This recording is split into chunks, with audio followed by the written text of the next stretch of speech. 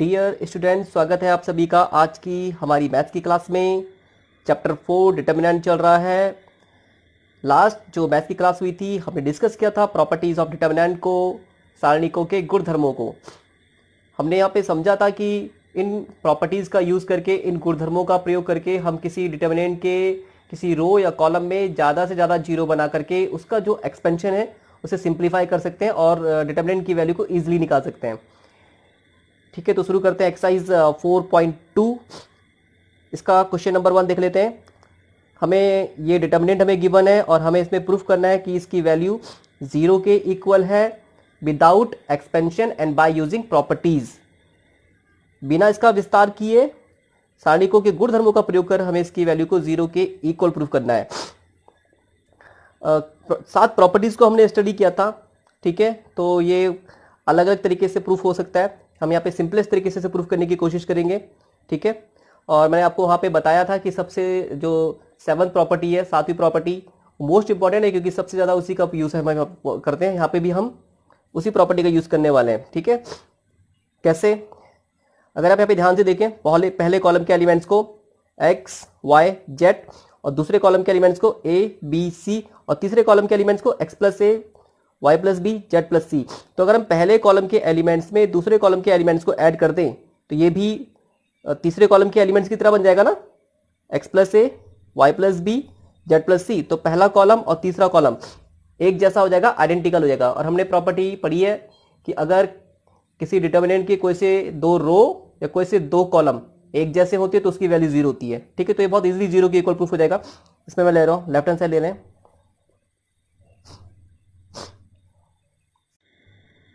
तो इसमें R1 में कॉलम 1 में चेंज करेंगे, C1 चेंजेस टू C1 में C2 के एलिमेंट्स को ऐड कर देंगे, C1 changes to C1 plus C2 add कर दीजिए। पहले कॉलम के एलिमेंट्स में दूसरे कॉलम के एलिमेंट्स को ऐड कर दीजिए, x प्लस ए, y में b ऐड कर दीजिए, y प्लस बी और z में c को ऐड कर देंगे, ये हो जाएगा z प्लस c। दूसरे कॉलम के एलिमेंट्स में कोई चेंज नहीं करना है, तीसरे कॉलम के एलिमेंट्स में भी कोई चेंज नहीं करना है।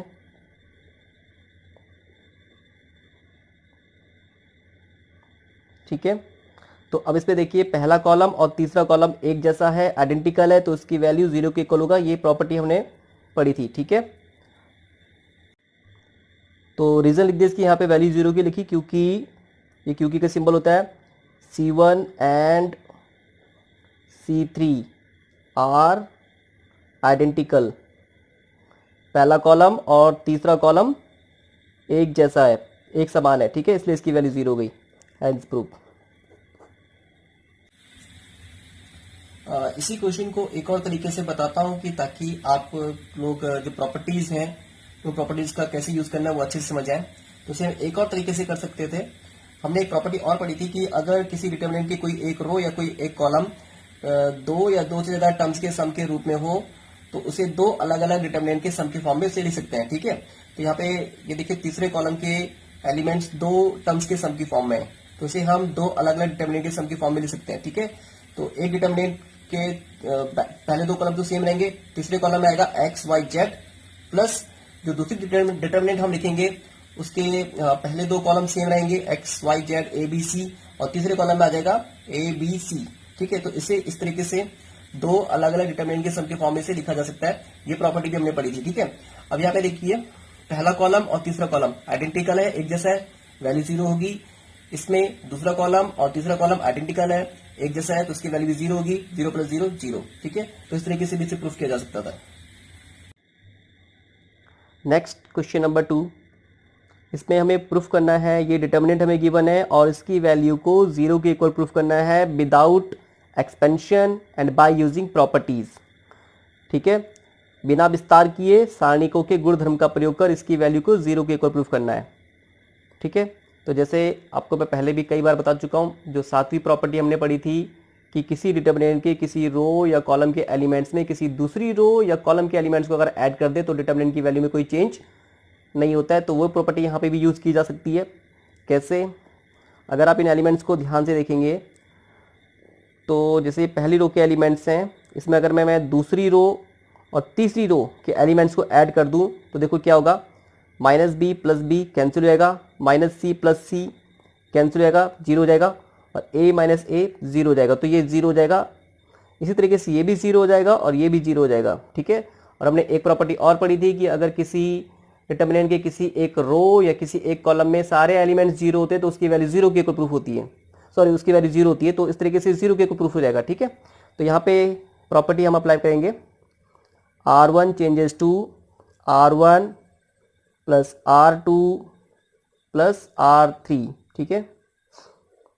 पहली रो के एलिमेंट्स में दूसरी रो और तीसरी रो के एलिमेंट्स को ऐड कर देना है।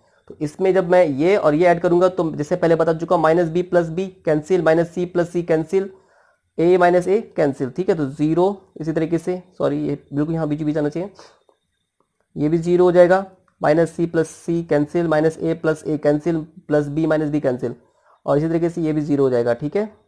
बाकी दूसरी रो और तीसरी रो में कोई चेंज नहीं करना है, ए माइनस बी, बी माइनस सी, ठीक है। अब इस डिटर्मिनेंट की पहली रो के सारे एलिमेंट्स जीरो हैं तो इसकी वैल्यू जीरो के इक्वल हो जाएगी, ठीक है, hence prove. Next question number third, हमें ये डिटर्मिनेंट की वैल्यू जीरो के इक्वल प्रूफ करनी है by using property without expansion, ठीक है। लेफ्ट हैंड साइड ले लिया मैंने यहाँ पे, ठीक है।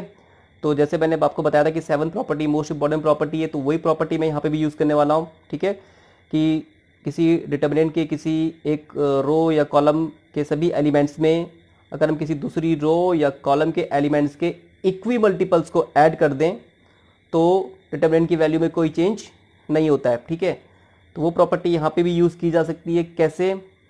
आप ये देखिए, पहले कॉलम के एलिमेंट्स है 2 3 5, दूसरे कॉलम के एलिमेंट है 7 8 9 और ये 65 75 86 तीसरे कॉलम के एलिमेंट्स, ठीक है।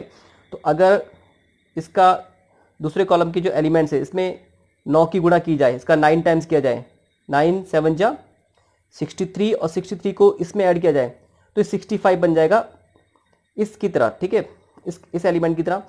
इसी तरीके से 9 8 जा 72, 72 प्लस 3 75, 9 9 जा 81, 81 प्लस 5 86, ठीक है। तो इस तरीके से पहली कॉलम के एलिमेंट और तीसरे कॉलम के एलिमेंट आइडेंटिकल हो जाएंगे, और किसी डिटर्मिनेंट की कोई से दो रो या कोई से दो कॉलम अगर आइडेंटिकल होते हैं, एक जैसे होते हैं, तो उसकी वैल्यू जीरो हो जाती है, ठीक है। तो यहाँ पे हम चेंज करेंगे कॉलम 1 में, ठीक है, C1 चेंजेस टू C1 में ऐड कर देंगे दूसरे कॉलम का 9 टाइम्स, ठीक है। तो अब ये डिटर्मिनेंट हो जाएगा, सीधा ऐड कर देते, ठीक है। 9 7 63, 63 2 65, 9 8 72, 72 3 75, 9 9 जा 81, 81 प्लस 5 86, ठीक है। 7 दूसरे कॉलम में कोई चेंज नहीं करना है, तीसरे कॉलम में भी कोई चेंज नहीं करना है, ठीक है, 86, ठीक है। अब पहला कॉलम और तीसरा कॉलम आइडेंटिकल है, एक समान है, ठीक है, एक जैसा है, तो वैल्यू जीरो के इक्वल होगी। रीजन लिख देना यहाँ पे, since C1 and C3 column 3 are identical, ठीक है। तो बहुत आसानी से प्रूफ हो रहे हैं, hence proof. Next question number 4, ये डिटर्मिनेंट की वैल्यू को जीरो के इक्वल प्रूफ करना है without expansion by using property. मैंने आपको बताया था प्रॉपर्टी का यूज़ करके हम कोशिश करते हैं किसी रो या कॉलम में ज़्यादा से ज़्यादा जीरो लाने की, जिससे कि उसका एक्सपेंशन सिंप्लीफाई हो, ठीक है। तो यहाँ पे जैसे 1 1 1 है तो इसे हम जीरो कर सकते हैं, इसमें से इसको माइनस करके, सेकंड रो में फर्स्ट रो के एलिमेंट्स को माइनस करके इसे भी जीरो कर सकते हैं, थर्ड रो के एलिमेंट्स में से फर्स्ट रो के एलिमेंट्स को सब्ट्रैक्ट करके माइनस करके, लेकिन उससे ये उतना सिंप्लीफाई नहीं हो पाएगा, ठीक है। यहाँ पे हम ये ट्राई कर सकते हैं, थर्ड कॉलम, पहले तो थर्ड कॉलम के एलिमेंट्स को ये ब्रैकेट हटा दो और ये बीचों बीच आना चाहिए, 1 1 1, सेकेंड कॉलम के एलिमेंट्स है B C C A B, तो यहाँ पे ब्रैकेट हटा दीजिए, ए बी प्लस AC, ठीक है, BC प्लस AB BA एक ही बात है, CA प्लस BC, ठीक है। अब अगर हम तीसरे कॉलम के एलिमेंट्स में दूसरे कॉलम के एलिमेंट्स को ऐड कर दें तो ये बन जाएगा AB plus BC plus AC, ठीक है। इसी तरीके से भी बन जाएगा AB plus BC plus AC, और इसी तरीके से यहां पे भी AB plus BC plus AC बन जाएगा, ठीक है। पहले कॉलम में कोई चेंज नहीं करना है, दूसरे कॉलम में भी कोई चेंज नहीं करना है, और तीसरे कॉलम में हमने चेंज किया है, सॉरी हमें लिखा नहीं है, हमने चेंज किया है तीसरे कॉलम में चेंज किया, C3 changes to C3 plus C2। तीसरे कॉलम के एलिमेंट्स में दूसरे कॉलम के एलिमेंट्स को ऐड कर देना है, तो ये बन जाएगा AB plus BC plus AC, ठीक है। इसी तरीके से यहां पे बन जाएगा AB plus BC plus AC, add करके देख लेना आप, यहां पे भी AB plus BC plus AC, ठीक है। तो अब यहाँ पे देखिए तीसरे कॉलम में AB plus BC plus AC ये कॉमन है, इसे कॉमन ले लेंगे, ठीक है, यहां बाहर आ जाएगा और यहां बच जाएगा 1 1 1, तो यहां से AB plus BC plus AC common लीजिए, AB plus BC plus AC ये कॉमन आ जाएगा, ठीक है। पहले कॉलम में 1 1 1, दूसरे कॉलम में BC CA AB, ठीक है। तो यहाँ क्योंकि हम ये AB plus BC plus AC common ले चुके हैं, यहाँ आ जाएगा 1 1 1, ठीक है। अब यहाँ पे देखिए पहला कॉलम और तीसरा कॉलम आइडेंटिकल है, इसलिए इसकी वैल्यू 0 होगी, क्योंकि किसी डिटर्मिनेंट में कोई से दो रो कोई से दो कॉलम अगर आइडेंटिकल होते हैं, एक जैसे होते हैं, तो उसकी वैल्यू 0 होती है। यहाँ पे रीजन लिख देना, C1 and C3 are identical, ठीक है। वैल्यू 0 प्रूफ हो गई, hence proof. Next question number 5। ये क्वेश्चन थोड़ा पहले के 4 क्वेश्चन से थोड़ा अलग है, क्योंकि पहले 4 क्वेश्चन में हमें डिटर्मिनेंट की वैल्यू को 0 के इक्वल प्रूफ करना था, यहाँ पे हमें प्रूफ करना है कि ये डिटर्मिनेंट इस डिटर्मिनेंट के इक्वल है, ठीक है। तो राइट हैंड साइड में हमें ये डिटर्मिनेंट चाहिए और उसके बाहर ये 2 चाहिए, ठीक है। तो प्रॉपर्टी का यूज़ करके हमें ये प्रूफ करना है। तो जैसे मैं आपको बार बार बता चुका हूँ, 7वीं प्रॉपर्टी, जिसमें किसी डिटर्मिनेंट के किसी एक रो या कॉलम के एलिमेंट्स में किसी दूसरी रो या कॉलम के करस्पॉन्डिंग एलिमेंट्स के इक्वी मल्टीपल को जब ऐड करते हैं तो डिटर्मिनेंट की वैल्यू में कोई चेंज नहीं होता है। तो वो प्रॉपर्टी यहाँ पे भी अप्लाई करेंगे। इसे ज़रा ध्यान से देखना, ये B प्लस C है, ये C प्लस A है और यहाँ A प्लस B है। तो यहाँ पे हमें क्या चाहिए, राइट हैंड साइड में A चाहिए। तो ये कैसे आ सकता है, साथ में देखो बाहर में 2 भी चाहिए। तो अगर मैं इसके साथ इसमें इसे और इसे ऐड कर दें तो क्या होगा, देखो B plus B 2B, C plus C 2C, A plus A 2A, ठीक है। तो ये क्या बन जा रहा है, 2A plus 2B plus 2C, तो 2 कॉमन आ जाएगा ब्रैकेट के अंदर, A plus B plus C, ठीक है। इसी तरीके से अगर इसमें ये और ये ऐड कर दिया जाए तो यहाँ पे बन जाएगा 2 into P plus Q plus R, और इसी तरीके से यहाँ पे 2 into in bracket X plus Y plus Z, ठीक है। तो 2 पहली रो में आ जाएगा, 2 कॉमन आ जाएगा, तो 2 तो हमारा बन जाएगा पहले, ठीक है। तो सबसे पहले यहाँ पे R1 को चेंज करते हैं, R1 changes to R1 plus R2 plus R3, ठीक है। और भी कई तरीके से हो सकता है, लेकिन जो सिंपलेस्ट तरीका है वो उस तरीके से करने की कोशिश करते हैं। तो यहाँ पे पहली रो में दूसरी रो और तीसरी रो के एलिमेंट्स को ऐड करना है, तो ये हो जाएगा 2 in bracket A plus B plus C। कैसे हुआ ये देखो, A plus A 2A, B plus B 2B, C plus C 2C और 2 कॉमन आ जाएगा, ठीक है। इसी तरीके से यहाँ पे बन जाएगा 2 in bracket P plus Q plus R, 2 in bracket X plus Y plus Z।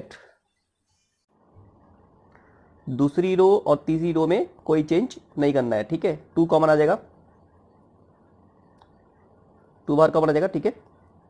A plus B plus C, P plus Q plus R, X plus Y plus Z, ठीक है। अब देखिए अगर यहां से इसमें से इसे माइनस कर दें तो क्या होगा, A से A कट जाएगा और C से C कट जाएगा और यहाँ पे बच जाएगा माइनस बी, ठीक है। और राइट हैंड साइड में देखो यहाँ पे डिटरमिनेंट में दूसरी रो में बी चाहिए ना हमें, तो यहाँ तो हमें बी मिल जाएगा, ठीक है। इसी तरीके से अगर हम इसमें से इसे माइनस करते हैं तो ए से ए कटेगा, बी से बी कटेगा और यहाँ पे बच जाएगा माइनस सी, और राइट हैंड साइड में हमको यहाँ पे सी चाहिए, ठीक है। फिर बाद में यहाँ पे ए भी बन जाएगा हमें यहाँ पे, क्योंकि पहली रो में ए चाहिए और बी सी एलिमिनेट होना चाहिए यहाँ से, ठीक है। तो पहले तो इन दो को फोकस करते हैं। सेकेंड रो में चेंज कीजिए, R2 changes to R2 minus R1, ठीक है। और थर्ड रो में भी चेंज कर लेते हैं, R3 changes to R3 minus R1, ठीक है, इक्वल टू हो जाएगा। पहली रो में तो कोई चेंज नहीं करना है,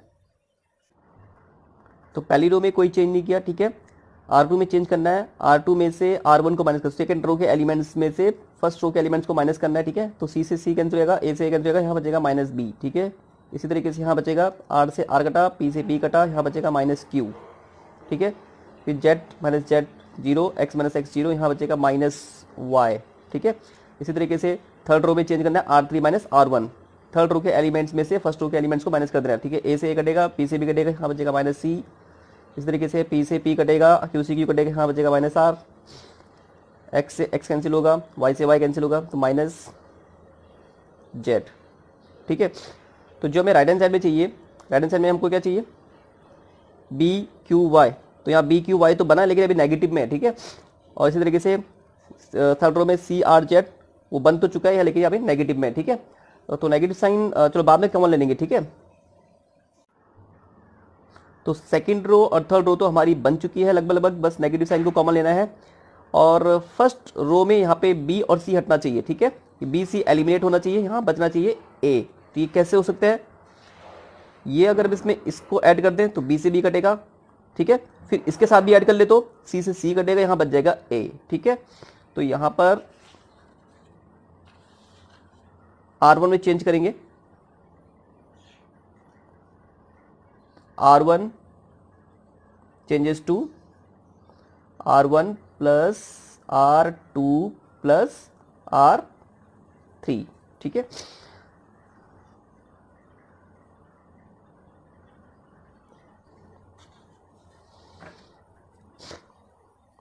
B से B कटेगा, C से C कटेगा, तो यहाँ A बच जाएगा, ठीक है। Q से Q कटेगा और R से R कटेगा, तो यहाँ P बच जाएगा, Y से Y कटेगा और Z से Z कटेगा, तो यहाँ X बच जाएगा, ठीक है। तो फर्स्ट रो में चेंज करने के बाद पहली रो हमारी बन चुकी है, सेकंड रो थर्ड रो हमारी बन चुकी थी पहले, लेकिन अभी भी यहाँ पे नेगेटिव साइन है, तो यहाँ से नेगेटिव साइन कॉमन लेंगे, तो एक माइनस और यहाँ पे 2 भी है, 2, ठीक है। एक माइनस नेगेटिव साइन कॉमन लीजिए, तो A P X, यहाँ से नेगेटिव साइन कॉमन ले लिया, ठीक है। तो ये जाएगा B Q Y। इसी तरीके से यहाँ से भी नेगेटिव साइन कॉमन लेंगे, यहाँ पे लिखने की जरूरत है नहीं, आपको समझाने के लिए बता रहा हूँ। C R Z, ठीक है। माइनस इंटू माइनस ये प्लस हो जाएगा, ठीक है,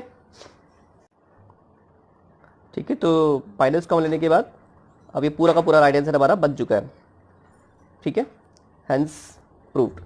तो आज के लिए इतना काफ़ी है, आगे के क्वेश्चंस कल की क्लास में करेंगे, ठीक है।